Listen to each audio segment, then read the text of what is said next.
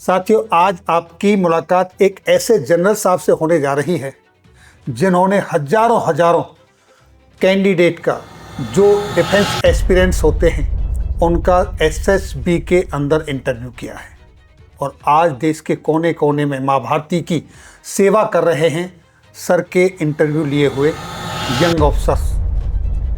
मैं स्वागत करना चाहता हूं आज सैनिक वेलफेयर न्यूज के मंच पर Vishisht Seva medalist major general doctor Anil Kumar Shukla ji. Thank you very much. मुझे बहुत खुशी है आपके साथ आज बैठकर बातचीत करने के लिए और मुझे आमंत्रित करने के लिए धन्यवाद। Thank you sir. सर, आपने लगभग 4 दशकों तक माँ भारती की सेवा की है जी। और आपने ऐसा कोई फील्ड नहीं है जहां ऑपरेशन, फील्ड, पीस, मैनेजमेंट से लेके, कमांड से लेके, प्लानिंग से लेके सब जगह। और सबसे महत्वपूर्ण आज हम जिस टॉपिक पर बात करने जा रहे हैं वो फेस आया जब आपने एसएसबी सर्विस सिलेक्शन बोर्ड को कमांड किया है, हजारों बच्चों का इंटरव्यू किया है जी।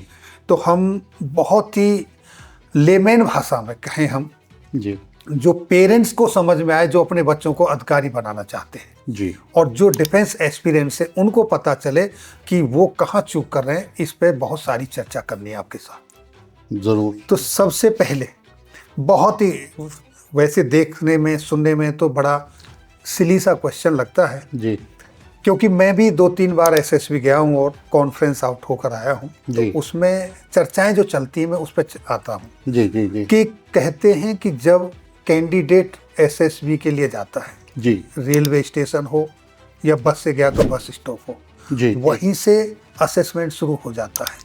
ये मिथ है या सच है? ये बिल्कुल एक मिथ है। ऐसा कुछ नहीं होता है क्योंकि बच्चे जो आते हैं उनको लेने के लिए कोई एसेसर जाता ही नहीं है। आपको ये पता होना चाहिए। उस समय कई बच्चे एक दूसरे को उस समय पहली बार मिलते हैं जी, समझे। तो हम उस समय कोई असेसमेंट शुरू नहीं करते हैं। असेसमेंट का जो तरीका है वो उस दिन से शुरू होता है जब वो अपने टेस्ट देने के लिए आते हैं। वो बैरक्स में भी जब रह रहे होते हैं तो उनका ऊपर कोई निगरानी नहीं है, किसी तरह का भी कोई उनको देख नहीं रहा है कि वो क्या कर रहे हैं क्या नहीं कर रहे हैं। हाँ, अगर किसी ने गलत काम किया और उसकी रिपोर्ट हो गई तो वो तो वाकई फिर रिपोर्ट हो गया है जी, जी। लेकिन वैसे कोई उनके ऊपर हम नज़र नहीं रखते हैं। ये एक बिल्कुल वहम है, ये लोगों का गलत नज़रिया है। जो लोग ऐसे चर्चा करते हैं ऐसे ही चर्चा बेकार की बातें हैं। बेकार की बातें हैं। पर मैं एक सुझाव देना चाहता हूँ सर। जो बच्चे एसएसबी के लिए जाते हैं वो जब लोगों से मिलते हैं तो ये एक ग्रुप टेस्टिंग टेक्निक भी है। इसके अंदर एक बहुत अहम हिस्सा है इसका सर। जब आप ग्रुप में कैसे आप बिहेव करते हैं तो वो शुरू हो जाता है उनका आपस में मेल मिलाप का जो तरीका है और जो सिस्टम है वो शुरू हो जाता है जब आप पहली बार मिलते हैं बच्चों जी। तो मेरा ये सुझाव है कि उस टाइम पे जब आप मिलते हैं तो आप अपना जो बिहेवियर जैसे आप हैं वैसे रहिए। अगर आप उस टाइम पे कुछ और बनने की कोशिश करेंगे तो वो आपको बाद में परेशान करेगा। तो आप आपस में मिल रहे हैं, आप अपने अच्छे से दोस्ती करिए, एक दूसरे को जानिए, ये मैं सुझाव देना चाहता हूँ। लेकिन हम इसको एसेस नहीं कर रहे हैं उस समय जब आप स्टेशन पे हैं। मतलब आप अपनी ओरिजिनलिटी में रहिए, बनावट दिखाने की कोई आवश्यकता और कोई आपको देख नहीं रहा है। लेकिन हाँ, आपके साथी तो आपको देख रहे हैं ना। जी, जी। ये काम जरूर आता है एसएसबी में, ये मैं बताना चाहूँगा। सर, जब आप किसी कैंडिडेट का इंटरव्यू करते हैं जी, तो उस समय आपके पास कैंडिडेट की कुछ इन्फॉर्मेशन होती है जी, जी, जैसे PIQ या जी। कोई और उसका रिजल्ट रिपोर्ट जी, या कुछ भी नहीं होता है, सिर्फ कैंडिडेट होता है और आप उसका इंटरव्यू कर रहे होते हैं? जी।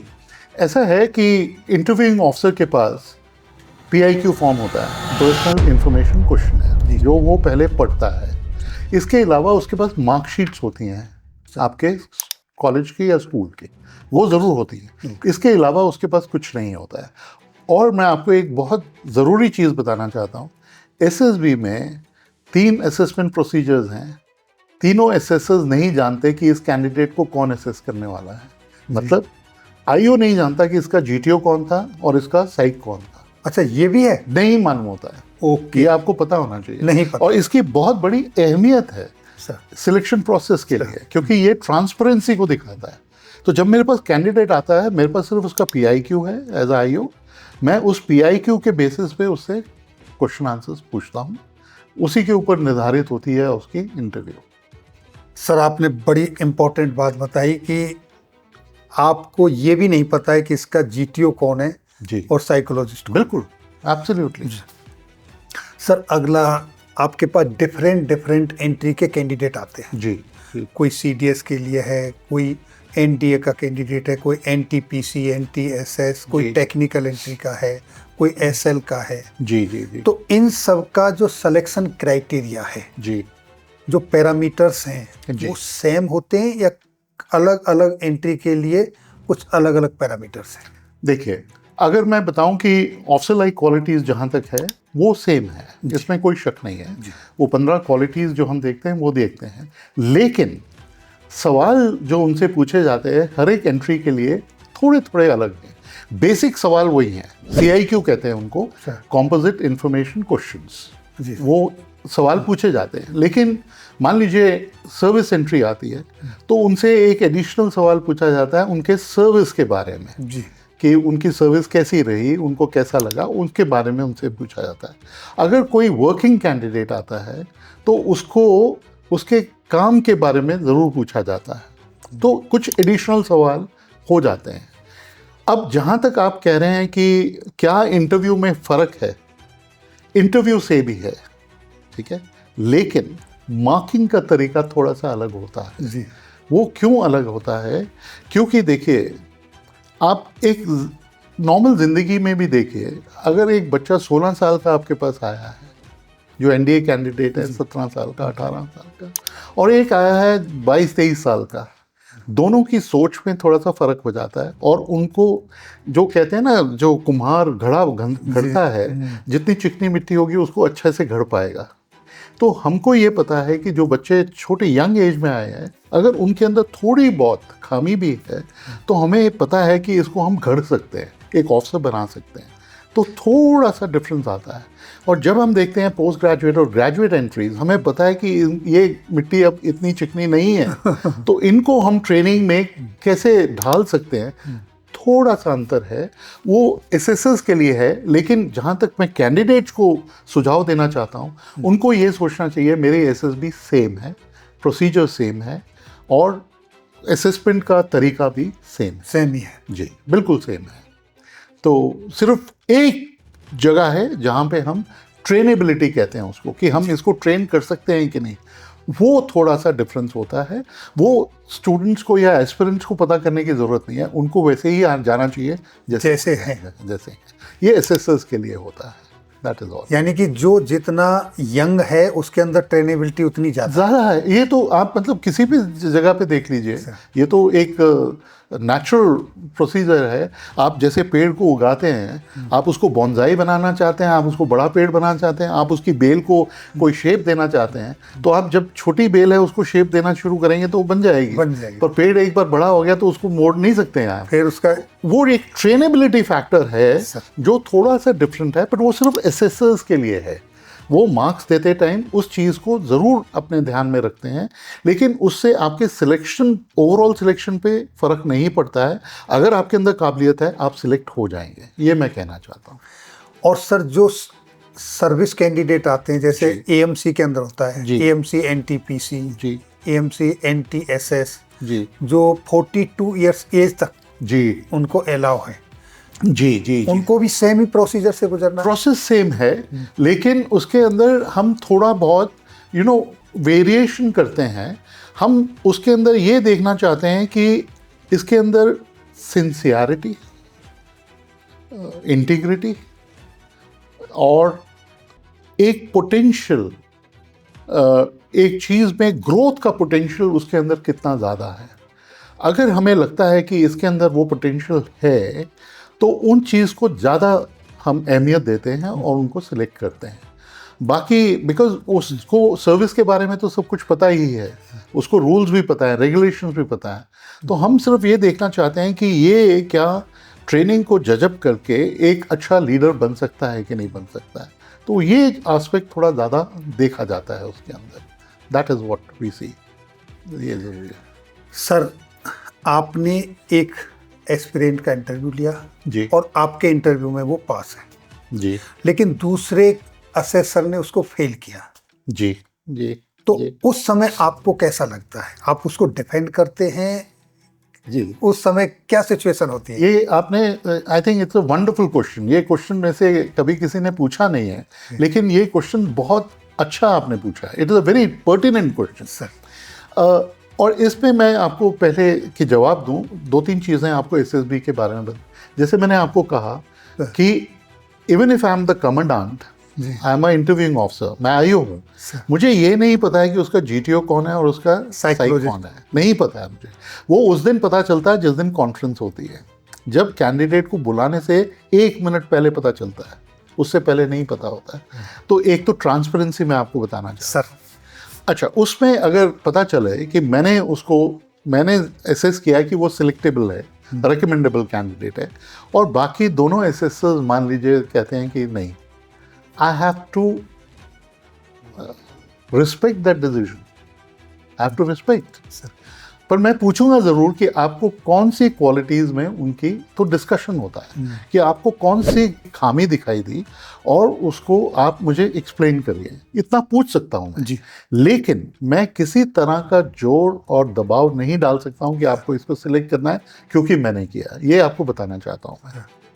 ये एक बहुत बेहतरीन स्ट्रेंथ है, एक मजबूती है एसएसबी की, कि इवन कमांडेंट होते हुए मैं उनके ऊपर कोई इन्फ्लुएंस नहीं कर सकता हूँ, और मुझे बुरा भी नहीं लगता है क्योंकि इसीलिए 3 डिफरेंट टाइप के असेसमेंट प्रोसीजर्स लगाए गए हैं। सर, अगर ऐसे होता तो एक ही सिस्टम से हो जाता, इसीलिए 3 लगाए गए हैं कि क्या वो सोचता है वैसा ही वो एक्ट भी करता है, क्या उसके मन में वही है, क्या वो बोलता भी वैसे है। जी, जी। एक्चुअली हम 3 चीज़ें देखते हैं। सर। तो होता क्या है कि इंटरव्यू में हो सकता है कि उसने ठीक जवाब दिया, मुझे लगा कि वो ठीक है, लेकिन जब वो ग्रुप में था, हो सकता है वो ग्रुप में नहीं ठीक है, तो उसकी इज्जत करनी पड़ेगी, मुझे उसकी रिस्पेक्ट करनी पड़ेगी। वो टेक्निक बिल्कुल अच्छा है उसका, और हम एक दूसरे के टेक्निक पे कभी भी सस्पेक्ट नहीं करते सर, हम शक नहीं करते, और अगर है तो है, then it is okay. But कई बार ऐसा होता है, ये भी मैं बताता हूँ कि 2 एसेसर्स ने तो सिलेक्ट करा है और एक ने नहीं किया है, तो अगर उसने इतने कम मार्क्स दिए हैं कि उसको हम डिस्कस भी नहीं कर सकते, तो उसके ऊपर कोई डिस्कशन नहीं होगा, he will be rejected straight away. जी। बट अगर ऐसा सिचुएशन है कि उसके मार्क्स बॉर्डर लाइन पे आ गए हैं, then there is a discussion. उसमें पूछा जाता है उस एसेसर से जिसने उसको नहीं रिकमेंड किया कि क्या वजह है, क्या शक है, तो वो बोल सकता है कि मुझे इस क्वालिटी में इसका शक है। अगर ऐसा होता है तो कई बार कॉन्फ्रेंस में उसके ऊपर फिर से सवाल पूछे जाते हैं कैंडिडेट को। तो कॉन्फ्रेंस में जिस कैंडिडेट से ये सवाल पूछे जाते हैं वो वही कैंडिडेट होता है? नहीं, ज़रूरी नहीं है, ज़रूरी नहीं है, ऐसा नहीं है, लेकिन हाँ, जिसके ऊपर थोड़ा सा भी शक या शुबा है, उसको ऐसे सवाल पूछे जाते हैं ताकि उसकी उस क्वालिटी के ऊपर उसका पता चले कि वो वाकई है कि नहीं है, उस फैक्टर को चेक करते हैं। और अगर उसमें लगे कि वो फैक्टर में ठीक है, तो नंबर उसके बदली नहीं किए जाते हैं, आपको ये मैं बताना चाहता हूँ। Marks will remain the same. It will be remarked there that during conference he was found to be fit and that is why he is being recommended. Number कोई नहीं चेंज करते, नंबर एक बार लिख दिया। That is the beauty of the system. Okay sir. Sir, candidate से जो PIQ भराया जाता है, जी, उसकी कितनी इम्पोर्टेंस है, और कैंडिडेट्स को किन किन बातों का ध्यान रखना चाहिए अपना PIQ भरते समय? PIQ एक मैं हर एक कैंडिडेट से एक बात कहना चाहता हूँ, PIQ एक बहुत ही इम्पोर्टेंट डॉक्यूमेंट है एसएसबी का, सर, बहुत ज़्यादा इम्पोर्टेंट डॉक्यूमेंट है, और शायद यही एक डॉक्यूमेंट है जिसको देख के आईओ आपके ऊपर आपका एक पिक्चर बना लेता है। तो इसकी कितनी अहमियत है ये मैं बताना चाहता हूँ। पहली बात, आपके जिस तरीके से आपने PIQ भरा है उससे आईओ को अंदाज़ा हो जाता है कि आप किस तरह के कैंडिडेट हैं। मिसाल दे देता हूँ जी। PIQ में आपका नाम पूछा जाता है, पहले नाम है, फिर आपके एजुकेशन है, पहले उसके पहले आपका एड्रेस पूछा जाता है। उसमें भी 3 एड्रेसेस है कि आप कहाँ रह रहे हैं, आप सबसे ज़्यादा कहाँ रहे हैं और आपका परमानेंट एड्रेस क्या है। और उसमें ये भी पूछा जाता है कि उस जगह की पॉपुलेशन क्या है। अब आप जब वो भरते हैं, कई बच्चे हैं वो गलत भर देते हैं, उसको कैजुअली भर देते हैं, ठीक है। और जब मैंने पूछा कि पॉपुलेशन कितनी है, एक स्मार्ट कैंडिडेट और जो मतलब एक्चुअली जो तैयारी करके आया, उस कैंडिडेट में और नॉर्मल कैंडिडेट में फ़र्क भी बता देता हूँ। उस लिखता है कि 50 लाख है, मान लीजिए उसने लिखा 50 लाख, वो ब्रैकेट में ये भी लिख देता है कि किस सेंसस से इसने ये फिगर लिया है, स्पेसिफाई कर दिया उसने।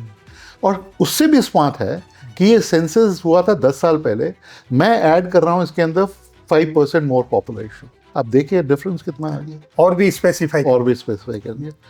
तो वो जो उसको भरा जाता है, उसके अंदर पहले पढ़िए क्या लिखना है, उसको पढ़िए।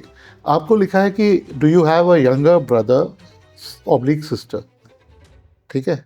आप उसको काटते नहीं है, तो आईओ को पता नहीं चलता कि इसकी यंगर सिस्टर है कि ब्रदर है।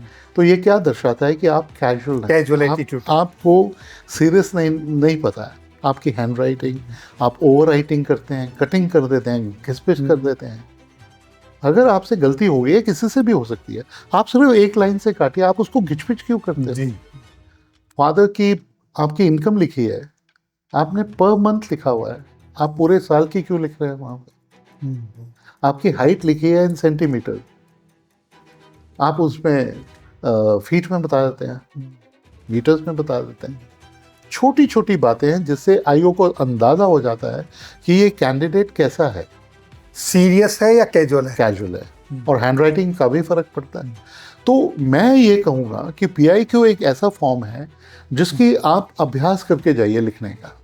उसके अंदर एक्यूरेट और कोई पैडिंग, दूसरी एक और बहुत ज़रूरी बात बताना चाहता हूँ। कई बच्चे सोचते हैं कि कॉलम है तो मेरे को इसके अंदर कुछ भरना है। मिसाल के तौर पे उसमें लिखा हुआ है कि आपकी हॉबीज़ क्या है।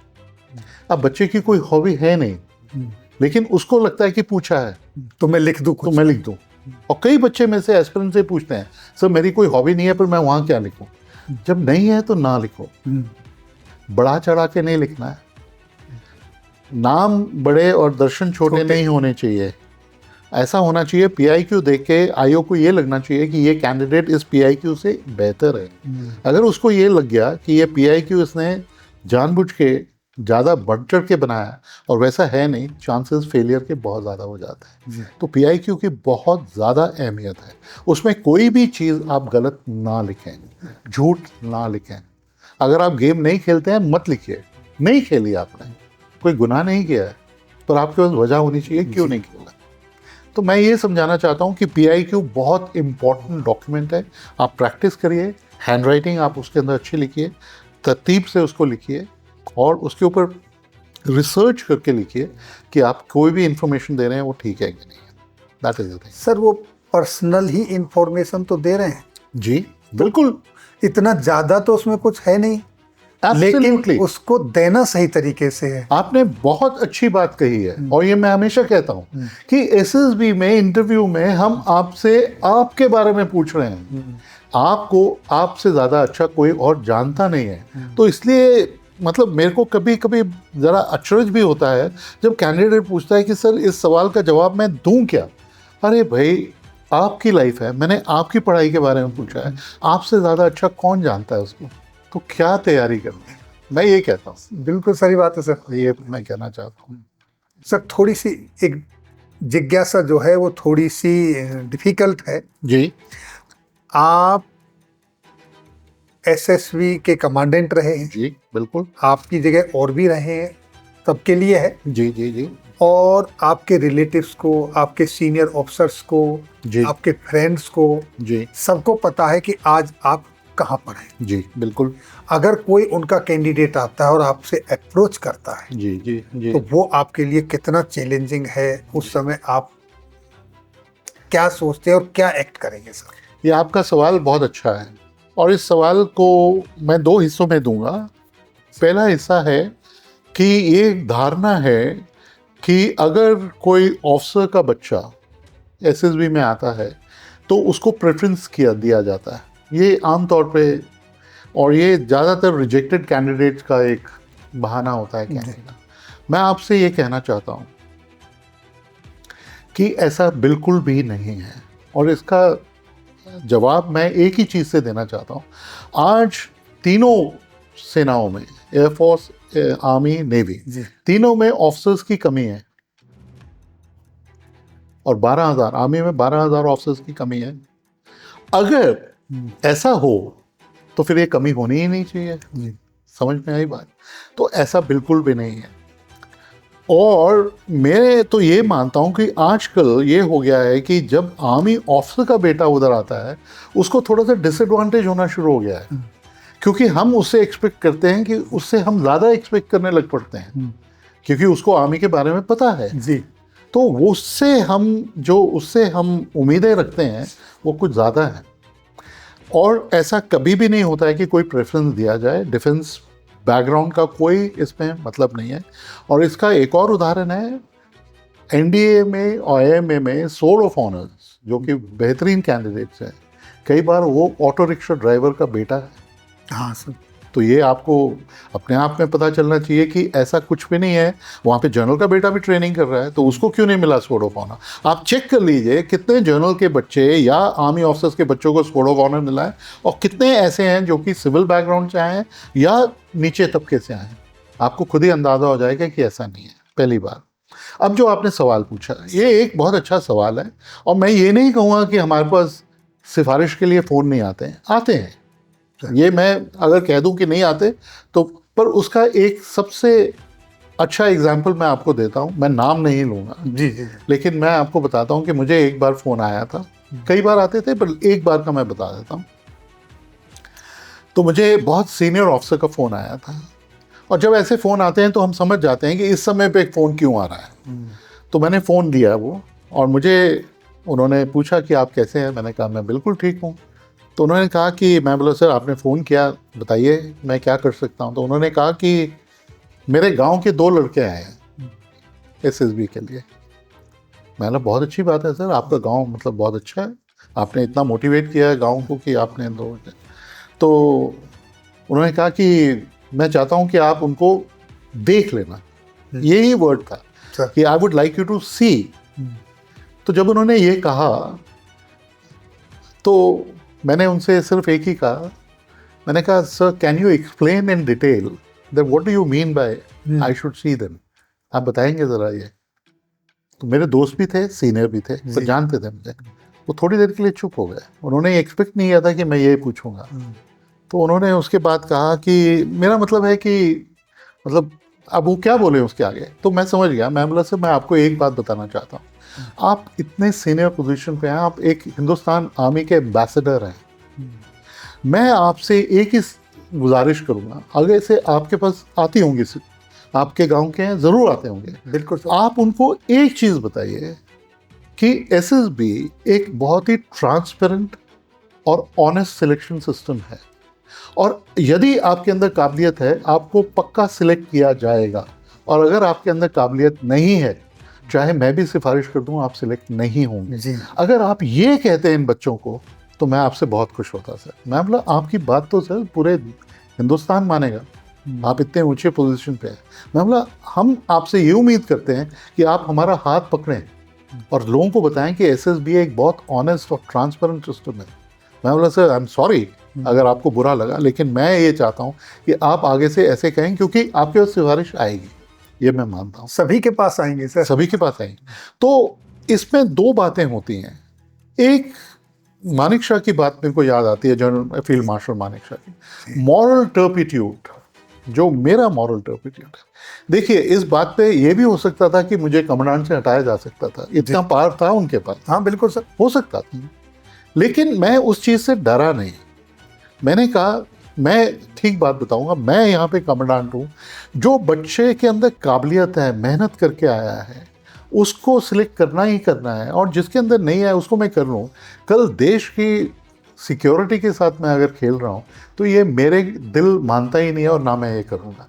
तो ये हम सोचते हैं, सारे कमांडेंट यही सोचते हैं, मैं ये नहीं कह रहा हूँ मैं अकेला हूँ। जी जी दबाव जरूर आता है, लेकिन इस दबाव को विथस्टैंड करना पड़ता है।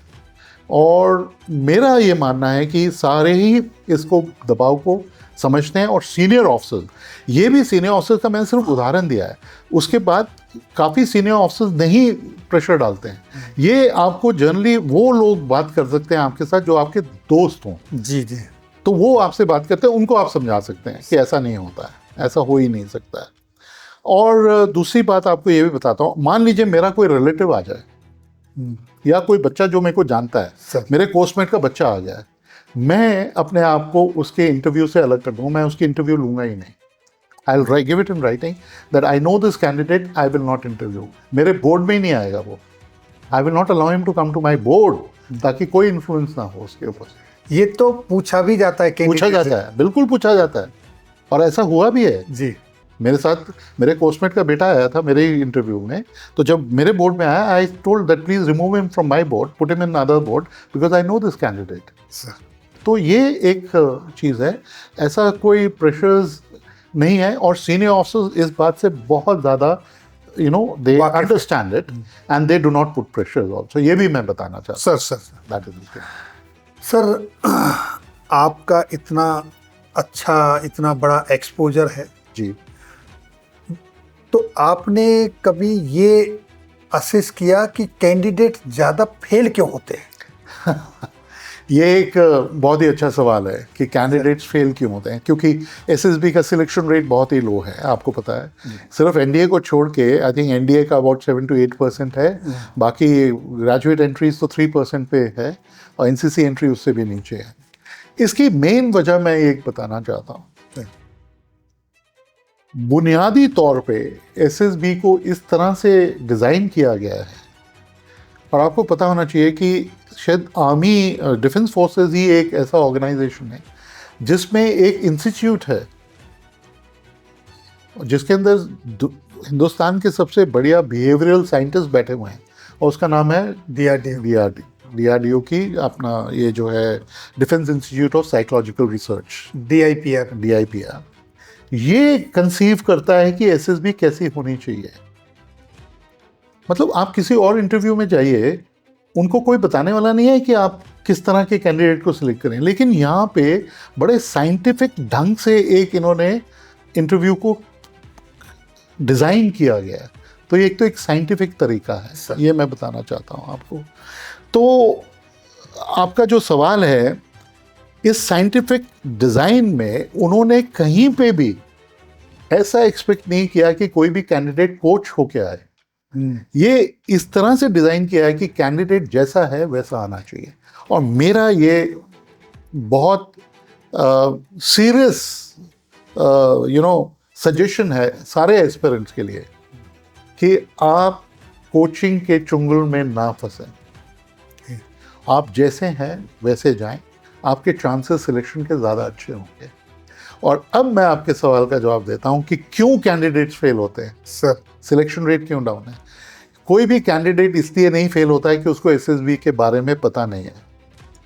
प्रॉब्लम ये है कि उसको एसएसबी के बारे में बहुत ज़्यादा पता है, और इसलिए वो अपनी ओरिजिनल जो वो है वो वहाँ पे दिखाने से कतराता है, घबराता है, उसका कॉन्फिडेंस डाउन होता है। जाने से पहले ही उसको लगने लगता है कि मैं शायद काबिल हूँ ही नहीं, क्योंकि ये जो कोचिंग सेंटर्स वाले हैं या वैसे मेंटोर्स हैं, वो आपके अंदर इतना हवा डाल देते हैं, इतना बड़ा बना दिया है उन्होंने एसएसबी को कि जैसे पता नहीं खुदा वहाँ जाके सिलेक्ट हो सकता है, आम इंसान नहीं हो सकता।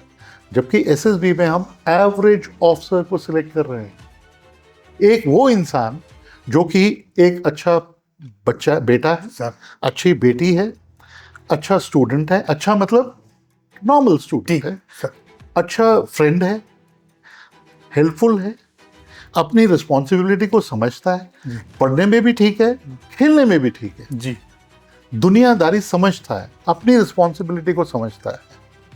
बस हम सिर्फ इसी को देख रहे हैं।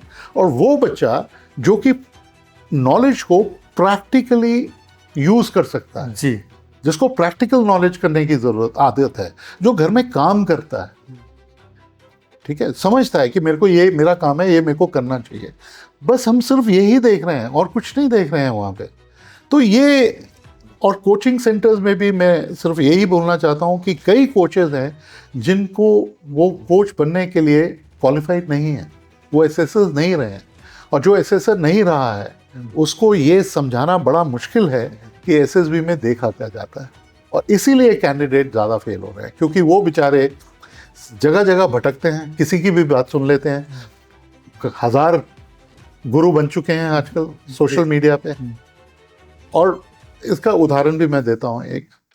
मैं बच्चों को पढ़ा रहा था एक कॉलेज में, उनको एसएसबी के बारे में सिर्फ बता रहा था कि क्या है।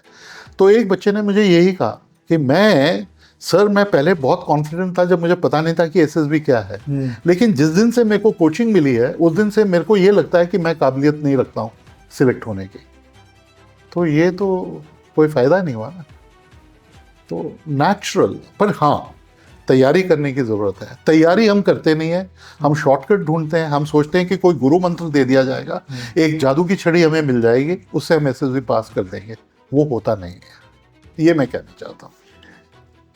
तो ये जो कोचिंग सेंटर है जी, ये सिलेक्शन रेशियो को बढ़ाने की बजाय, तो आपकी बातों से तो ये निकल के आ रहा है कि और सिलेक्शन रेशियो गिर रहा है, क्योंकि सही लोग जी, जो क्वालिफाइड हैं, जी, DIPR सर्टिफाइड हैं, जी, जिन्होंने एक्चुअल में बोर्ड में काम किया है, जी, उनसे अलग जो लोग कोचिंग दे रहे हैं जी, वो गलत तरीका है। मैं ये कहूँगा कि गलत इसलिए है क्योंकि बुनियादी चीज़ें जो हैं एसएसबी में देखी जाती हैं, वो शायद, मैं अपना उदाहरण दे देता हूँ सर। मैं जब सिलेक्ट हुआ था मुझे तो ये पता ही नहीं था कि मैं क्यों सिलेक्ट हो गया हूँ, और ये बात मुझे तब तक नहीं पता चली थी जब तक मैं कमांडेंट बन के वापस नहीं गया हूँ। जी।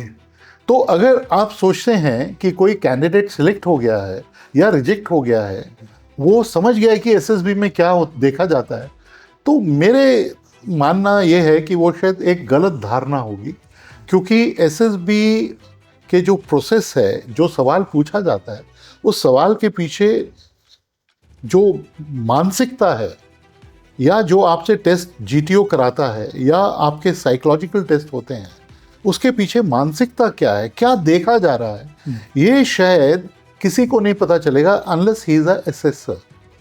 जिसने उसकी असेसमेंट की है जी, वही आपको बता पाएगा ठीक से। और इसलिए मैं कहता हूँ कि जो कोचिंग सेंटर्स आप कह रहे हैं, अब क्या उन्होंने सिलेक्शन रेट कम किया है या ज़्यादा किया है, ये अगर फिगर्स देखें तो देखना शायद उससे मैं आपको सही जवाब दे पाऊंगा।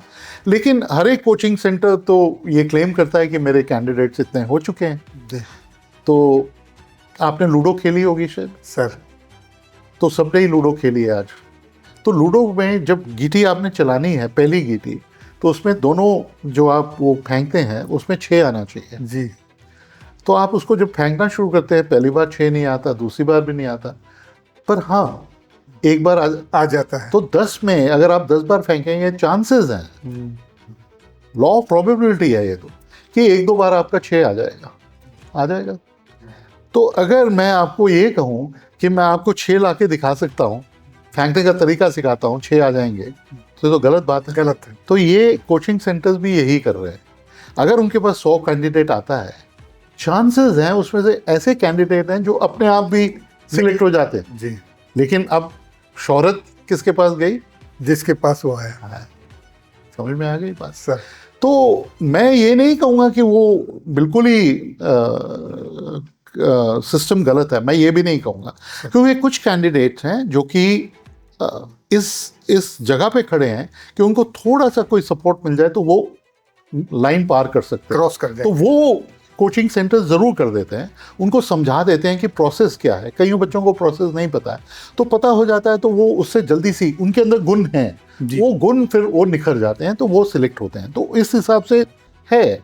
लेकिन मेरा मानना ये है कि कोचिंग से 90% of the candidates are confused.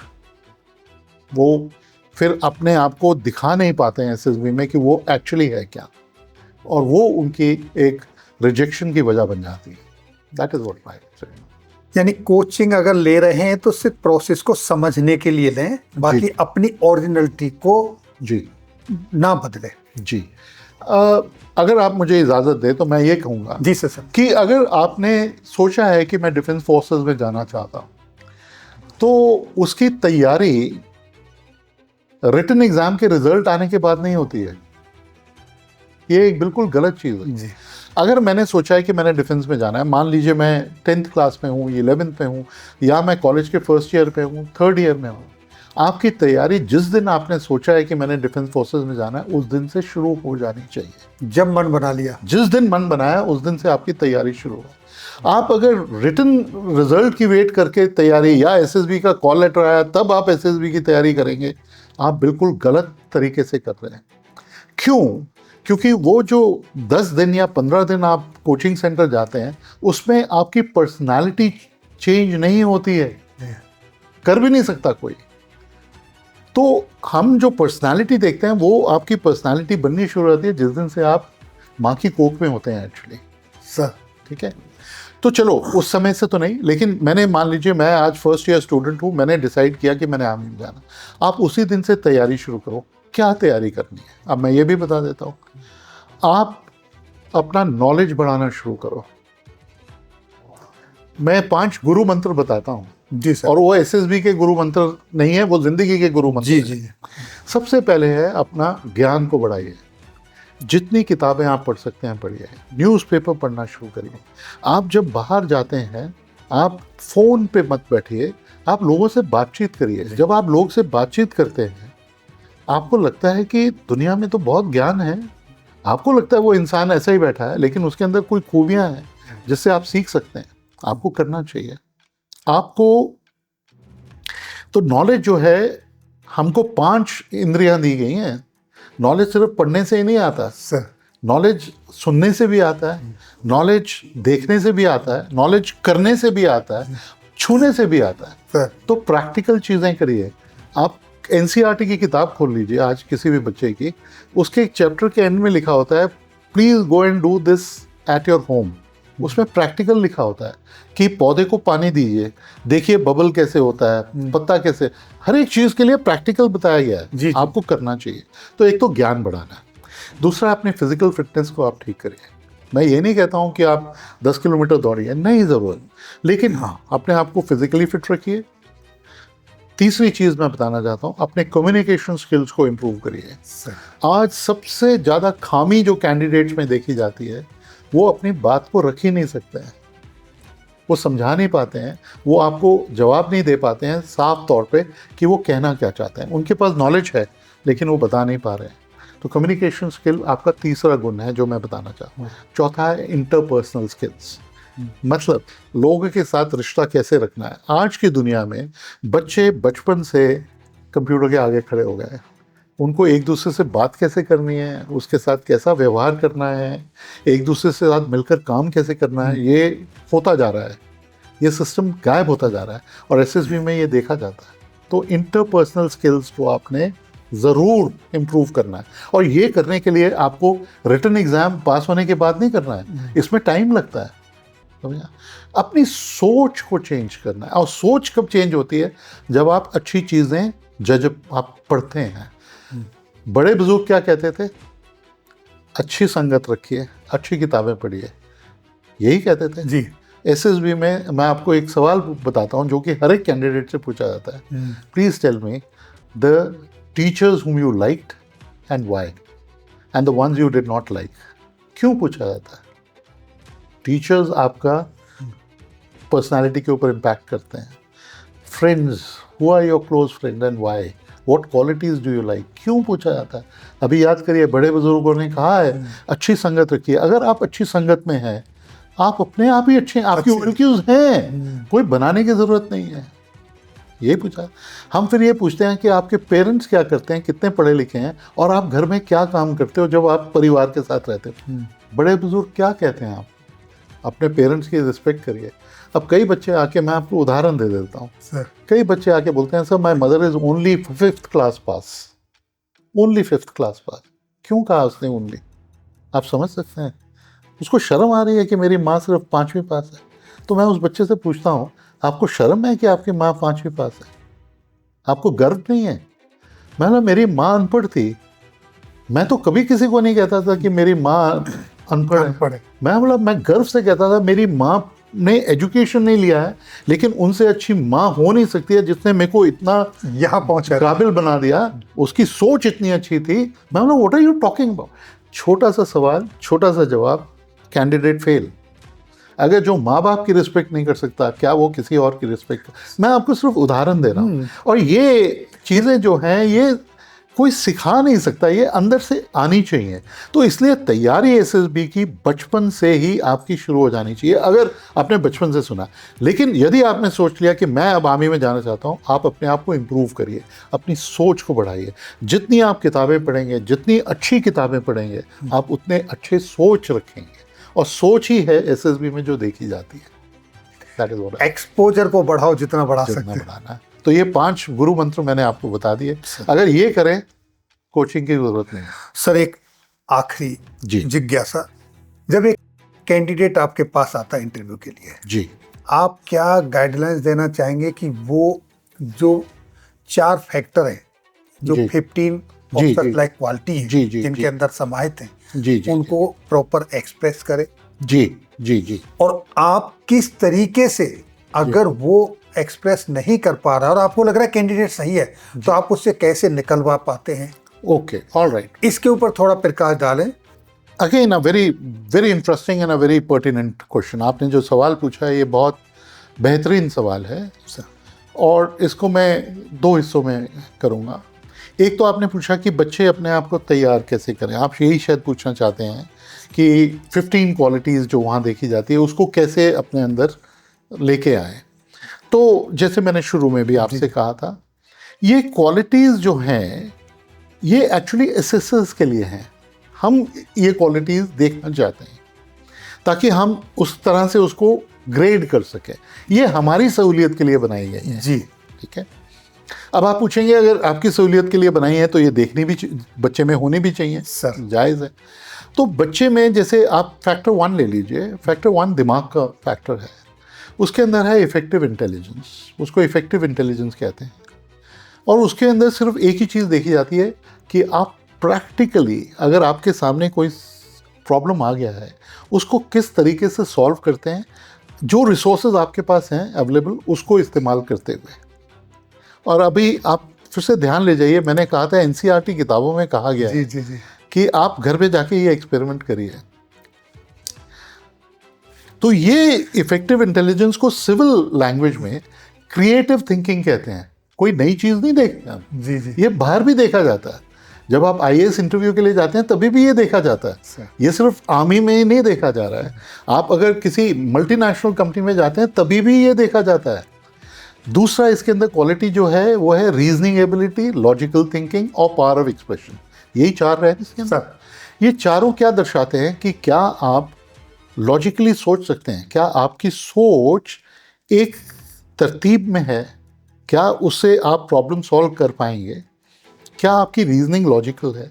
अगर प्रॉब्लम आप सॉल्व कर रहे हैं और आपका जो तरीका सॉल्व करने का है वो दूसरे से मेल नहीं खा रहा, तो क्या आप उससे लड़ाई कर रहे हैं या उसको समझा पा सकते हैं कि मेरा वजह क्या है कि मैं ऐसे करना चाहता हूँ। उसमें लॉजिक है, उसमें कोई मतलब उसके अंदर क्षमता है करने की, तो ठीक है।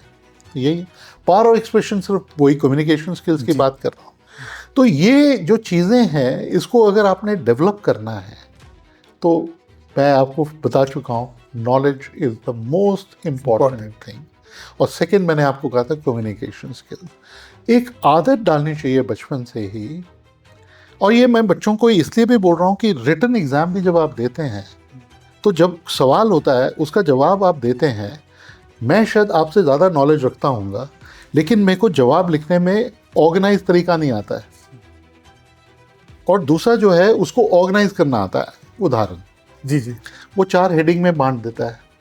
उस हेडिंग के नीचे वो रट्टा नहीं मार के गया, वो समझ गया है कि इस क्वेश्चन का आंसर मान लीजिए टूरिज्म इन इंडिया है, सवाल ये, तो मैं कैसे कवर करूँगा कि बैकग्राउंड क्या है, टूरिज्म के फ़ायदे क्या हैं, ठीक है, टूरिज्म को ठीक करने के लिए हमको किन चीज़ों को ठीक करना चाहिए? उसमें ऑर्गेनाइजेशन, उसमें सिक्योरिटी, उसमें एडवर्टीजमेंट्स, उसके अंदर एजुकेशन ऑफ द लोकल्स, उसके अंदर फैसिलिटीज। अगर आप इस 5 या 6 चीज़ों के नीचे लिखना शुरू करेंगे, आपको रटने की तो कोई ज़रूरत है ही नहीं।